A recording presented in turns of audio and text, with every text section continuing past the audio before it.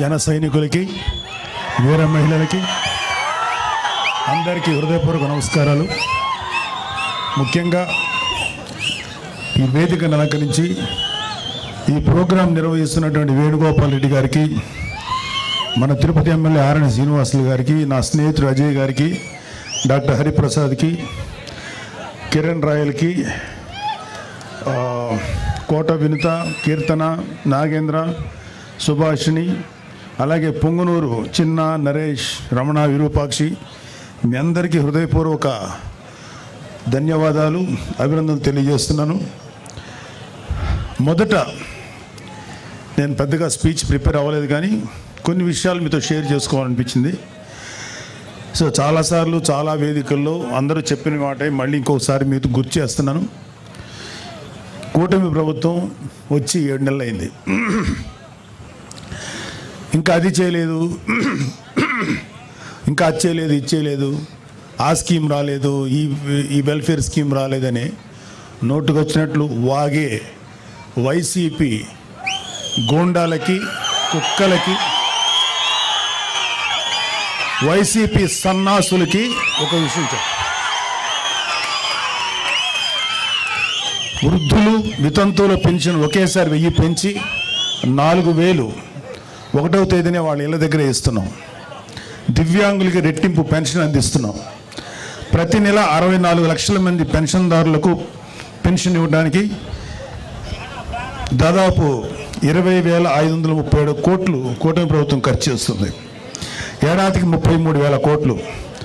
5 ఏళ్లలో 1.60 lakh crores pensions కోసం ఖర్చు చేస్తుంది. ఇది దేశంలోనే ఒక పెద్ద రికార్డు. గత జగన్ ప్రభుత్వం మొదటి 4 నెలల్లో పెన్షన్ 250 రూపాయలు పెంచడం తప్ప మరి ఏ ఇతర నవరత్న హామీలను కూడా అమలు చేయలేదు. గుర్తుపెట్టుకోండి. రాజధాని అమరావతికి 15,000 కోట్లు, పోలవరానికి 12,000 కోట్లు కేంద్రం నుంచి నిధులు సంపాదించుకున్నాం. దీపం పథకం ద్వారా 80 లక్షల మంది లబ్ధిదారులకి ఏడాదికి 3 వంట గ్యాస్ సిలిండర్లు అందిస్తున్నాం. రాష్ట్ర వ్యాప్తంగా గుంటలు పడ్డ రోడ్లు 361 కోట్లతో మరామతులు ప్రారంభించాం. డోలీ రహిత మన్యం కార్యక్రమంలో భాగంగా గిరిజన గ్రామాలకు రోడ్ల సదుపాయం కల్పిస్తున్నారు. గిరిజన ప్రాంతాల్లో అత్యవసర వైద్యం కోసం ఫీడర్ అంబులెన్స్లు ఏర్పాటు చేశారు.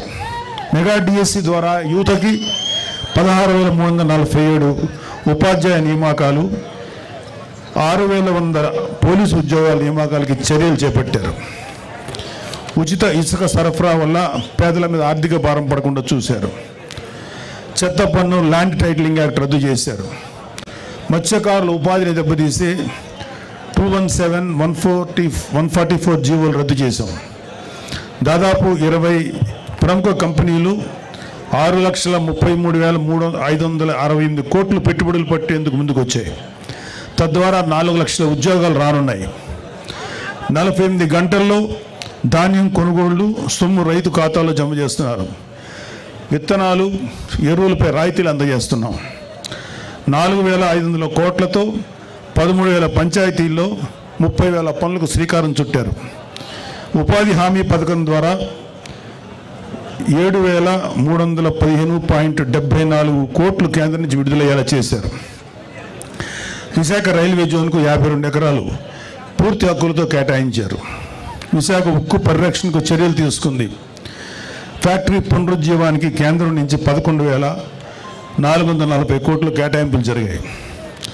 విశాఖలో టీసీఎస్ డేటా సెంటర్ ద్వారా 10,000 ఉద్యోగాలు రాబోతున్నాయి. గంజాయి డ్రగ్స్పై ఉక్కుపాదం 5 మంత్రులతో కమిటీ ఏర్పాటు చేశారు. నియంత్రణకి ఈగల్ టీం ఏర్పాటైంది. డ్వాక్రా మహిళలకు వడ్డీ లేని రుణాలు 5 లక్షల నుంచి 10 లక్షలు పెంచారు. విపత్తు సాయం కింద హెక్టార్కు 10,000 నుంచి 2,000కు పెంచారు. కర్నూలులో హైకోర్టు బెంచ్ స్థాపనకు అసెంబ్లీ తీర్మానం చేసింది. కర్నూలు జిల్లా ఓరవకల్లు, కడప జిల్లా కొప్పర్తి పారిశ్రామిక వాడల్లో 25,000 కోట్ల పెట్టుబడులు, 75,000 మందికి ఉపాధి కల్పనకు కేంద్రం నుంచి సాధించాం. తక్కువ ధరకే నాణ్యమైన మద్యం సరఫరా చేస్తున్నారు. గీత కార్మికులకు 10% మద్యం షాపులు కేటాయించారు. చేనేత కార్మికులకి జీఎస్టీ రీఎంబర్స్మెంట్ అమలు చేశారు. స్వర్ణకారులకి మాజీ సైనికులకి సంక్షేమానికి ప్రత్యేక కార్పొరేషన్లు ఏర్పాటు చేశారు. 60 ఏళ్ళు దాటిన వారికి ఏపీఎస్ఆర్టీసీలు బస్సుల్లో 25% రాయితీ ఇచ్చారు. దేవాలయాల్లో ధూపదీప నైవేద్యాలకు 5,000 నుంచి 10,000కు పెంపు చేశారు. అర్చకుల వేతనం 10,000 నుంచి 15,000కు పెంచారు. 198 అన్నా క్యాంటీన్లు తిరిగి ప్రారంభించారు. హై స్కూళ్ళల్లో కూడా విద్యార్థులకి డొక్కా సీతమ్మ పథకం కింద మధ్యాహ్న భోజన పథకాన్ని అమలు చేస్తున్నారు. ఇవి కాకుండా ఇంకా చాలా చాలా చాలా చేస్తున్నారు. అయినా సరే కూటమి ప్రభుత్వం ఏమీ చేయట్లేదు అని చెప్పే వాళ్ళకి కళ్ళు మూసుకొని బలవంతంగా నిద్ర నటించేవాడిని మనం ఏం చేయలేం. వైసీపీ ప్రభుత్వం అలాంటిదే. సో ఇందాక నుంచి నేను చేస్తున్న స్టేజ్ మీద ఉన్న చాలామంది ఆలోచించారు. మన వాళ్ళందరూ కొంచెం పెద్ద మనిషి తరాగా, నాకు అంత పెద్ద మనిషి తరా చేత కాదు. పెద్దిరెడ్డి అక్రమాల గురించి కొంచెం మాట్లాడుకుందాం.